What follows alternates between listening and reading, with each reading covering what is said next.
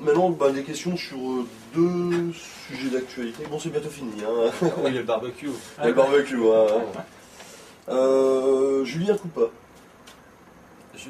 Julien Coupat, cet homme qui a été, qui a été arrêté par beaucoup de forces de police sous l'impulsion de Michel Alliomarie, accusé, voilà, pour les... quelque part pour rien. Voilà, pour des suspicions. Pour des suspicions. Qu'est-ce qu'il y avait comme preuve? Il n'avait pas de téléphone portable. Ça fait peur.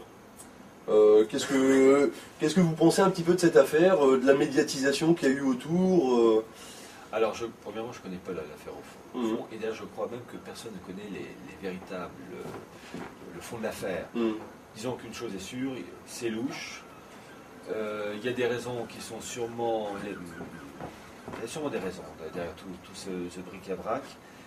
Mais une chose est sûre, ça correspond à la décomposition d'un système qui part en vrille et qui aboutit à des situations de ce style. Vous savez, je remarque toujours avec des preuves. Quand je vois quelque chose, je dis il y a quelque chose de pourri là-dedans. Il y a quoi exactement, je ne sais pas. Mais ça correspond bien à la décomposition du système actuel qui s'engage de plus en plus dans des voies de plus en plus tendues. Parce que moi je commence à avoir peur, hein, je me vois mal. Parce que moi j'ai envie d'avoir un petit potager, mes poules, mes lapins. Si j'ai 3 chars d'assaut qui arrivent, bon voilà, ça me fait un petit peu peur quoi. Donc, oui, on s'engage de plus en plus dans un monde ubuesque, où les choses les plus simples, les plus normales vont devenir les plus tordues, les plus vicieuses. Et c'est finalement les êtres les plus vicieux, les plus tordus qui auront voix au chapitre.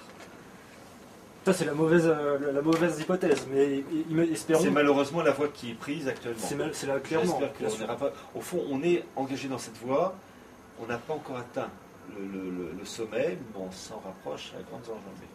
On s'en rapproche, mais en tout cas, ce genre de rencontres, et les genres de rencontres que j'ai faites avec eux, et d'autres personnes aussi depuis quelques temps, m'incitent à croire qu'il y a quand même un éveil en cours qui est lent. On ne peut pas bouger de masse comme ça. L'instinct de survie. Et ça, j'y crois, l'instinct de survie. Je crois qu'il y a quand même des choses, voilà. J'espère en tout cas. L'homme, il y a un instinct de survie qui fait qu'on tape dessus, puis à un moment donné, il y a l'homme avec l'homme, je veux dire, le reste de Cro-Magnon. Au bout d'un moment, il sent plus rien, mais... Il y a l'homme de Cro-Magnon qui dit... l'homme de Cro-Magnon, le reste d'homme de Cro-Magnon, d'homme des cavernes qui dit non, putain, c'est pas possible.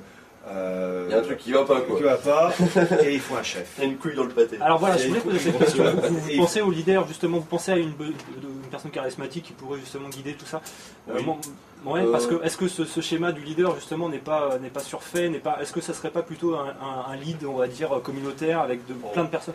C'est vrai que on attend... L'humanité a toujours montré que lorsqu'il y a un mouvement, il y a toujours un homme ou une femme qui émerge et qui cristallise autour de lui, autour d'elle, les espoirs, et il y aura sûrement plusieurs hommes et plusieurs femmes qui se dégageront de la masse par leur qualité, mais il y aura toujours un ou une qui aura le petit quelque chose en plus qui fera qu'il faut le ou la suivre. Et sur la scène politique française, vous voyez qui?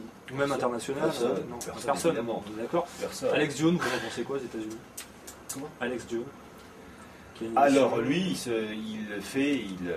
casse du sucre sur le mondialisme, il fait du boulot, j'espère que ça va se multiplier partout, mais d'un point de vue politique, évidemment, il n'y a rien. C'est pas grand-chose. Ce sont tous des agents du système. Moi j'ai un message pour le parti antisioniste voilà, moi je suis déjà un parti qui s'appelle Anti quelque chose, je n'aime pas spécialement. Je ne suis contre l'hégémonie sioniste, moi je n'ai pas de... au niveau politique, je pense qu'il y a des alternatives à trouver, et dans la discussion et pas dans la guerre. Le parti antisioniste pour moi a dévié un petit peu, Dieudonné, Guasmi et Soral, je trouve, se sont un petit peu trop rapprochés d'idées radicales ou pro-palestiniennes, donc non plus la légitimité, en tout cas la liberté de parole qu'ils prétendaient avoir au début. Moi je serais intéressé par une fondation d'un parti qui composerait par exemple des personnes comme M. Blanc-Rue par exemple, qui a écrit le livre qu'on ne peut plus trouver, Michel Collomb par exemple, des gens comme Thierry Messant, des gens comme vous, pourquoi pas. Je pense aussi à Paul Ariès. Paul Ariès sur la décroissance, politologue, sectologue qui fait de très très bonnes interventions.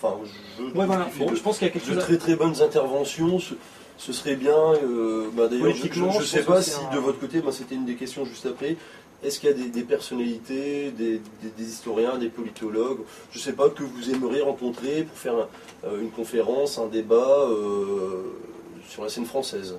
Peut-être pas monter un parti, mais monter quelque chose. Peut-être pas monter un parti, mais... Déjà, il y a une chose quand même, pour monter un parti, avant de répondre à votre question, il faut des sources de financement. Et quand je dis des sources de financement, pas 3,50 €, vraiment. Est-ce que ça, c'est pas le problème, tout simplement? Le problème, qui a les moyens financiers vraiment solides pour vraiment créer une lame de fond? Personne. Ouais, c'est ça. Voilà. Philippe de Villiers, il avait des Klein-Gandelet, vous êtes peut-être au courant, qui, certes milliardaire, mais milliardaire dans le domaine de l'armement. Donc obligatoirement, qui a fait allégeance et qui a créé un climat de confiance au sein des milieux anglo-saxons et israéliens. Donc en fait, Philippe de Villiers s'est fourvoyé, et il a eu une vidéo avec des journalistes de la revue, des journalistes allemands de la revue Focus, qui ont voulu interroger des Klein-Gandelet dans son bureau. Et avant l'entretien officiel, ils ont laissé fonctionner la caméra, et vous êtes peut-être au courant que... Oui, il a caché un immense drapeau américain, il l'a caché pris, juste avant. roulé, caché sous... Bon, ça résume la situation. Villiers, il avait besoin d'argent, mais le problème, c'est que la personne en question, c'était du TOC et un agent du système. C'est toujours là, c'est ça. Et il s'est fait avoir. Ou il s'est fait avoir, ou il savait qu'il allait se faire avoir, ou ma foi, ou autre chose, je ne sais pas. Est-ce que justement le parti antisioniste, à partir du moment où il y a eu des fonds, des investissements assez importants de part de certaines personnes, est-ce qu'à ce moment-là, justement, le d'où vient discours... cet argent? Est-ce que ce sont des gens sûrs ou bien des agents du système? C'est toujours ça, ouais. Si on regarde Obama, c'est Soros qui doit sponsoriser. Oui. Ouais, Obama, de toute façon, il est complètement... oui, autant Dieu donné, je respecte plus... Enfin, je respecte Obama parce qu'il est quand même bon. Mais il est comme ça, quoi, Obama. Donc, c'est que bon, Dieu donné, le problème, c'est que je trouve que leur discours est parti borderline et est parti. C'est pas y a, la réflexion qu'ils peuvent avoir dans ce parti, en tout cas, j'y adhère pas complètement. Ils en ont marre. Il a des bonnes idées, mais ouais, voilà. Disons que j'ai l'impression qu'il décrédibilise un petit peu le discours et qu'il parle. Je suis pas certain. Le mot noir. Quand il dit qu'il essaie d'avoir des subventions pour faire des reportages sur la traite des Noirs et que personne ne veut, alors que quelqu'un veut faire un reportage sur le... Bon, en tout cas, je suis pour que ces idées ne soient pas abordées uniquement par ce parti antisioniste. Je suis contre un parti antisioniste parce que pour moi, l'idée de sionisme doit être débattue partout, et par les Verts, par les gens de droite, par les gens de gauche, tout le monde.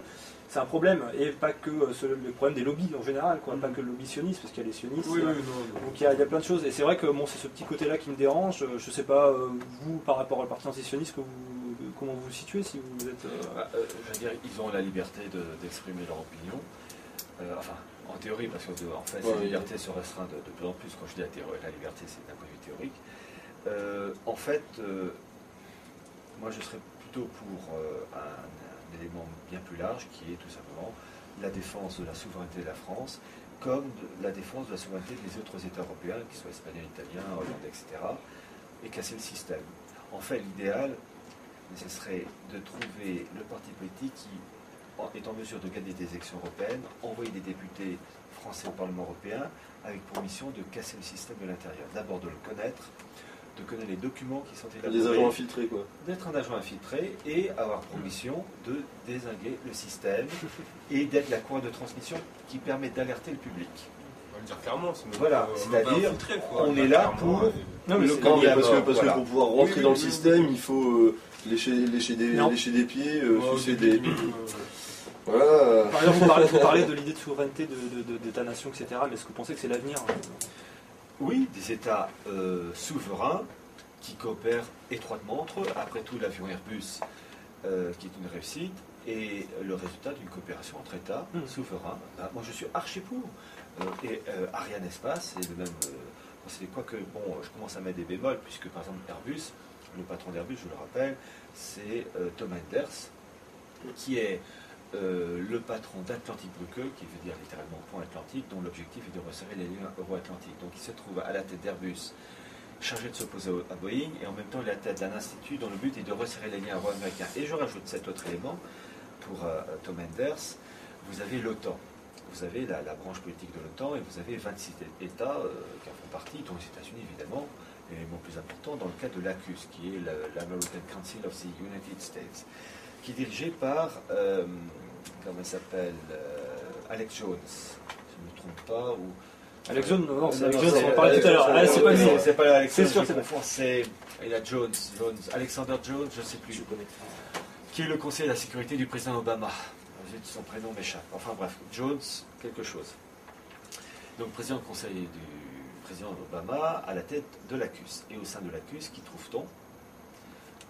Tom Enders, mais aussi le président du comité directeur de Bertelsmann, Günther Thielen, comme aussi l'ancien président polonais Kaniewski. Donc au fond, on retrouve tous ces gens-là, cette nébuleuse, dans des coins bien précis qui déterminent l'avenir du pays. Voilà. Et du monde, en fait.